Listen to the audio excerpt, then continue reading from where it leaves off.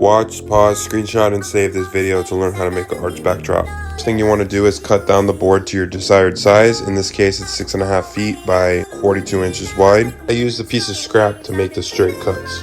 To make the rounded arch, I use a router, a circular jig, a straight cut bit, and just make sure to mark the center of the board. I always recommend cutting from the back of the board so you get a cleaner look, as there will be some tear out. Next, you'll want to sand down the front of the board with an orbital sander or a manual sander. Next, you'll want to work on the legs for the backdrop.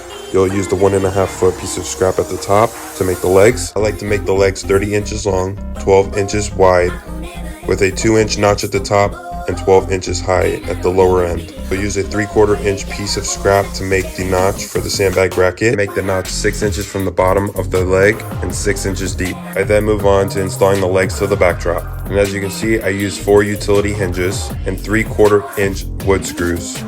For the legs, I make sure that they're sitting flush against the bottom of the backdrop, and they are 5 1/4 inch from the edge of the board. I personally like to install the hinges 1 inch from the bottom of the board and then 1 inch from the top of the leg. Once that's completed, I then move on to installing the gate hook and eye so that the legs don't swing open unexpectedly and it's easy for transport. Once you're done installing the gate hook and eye, you now have a backdrop ready for your next event. Make sure to put your questions in the comments. Thanks for watching and follow for more videos.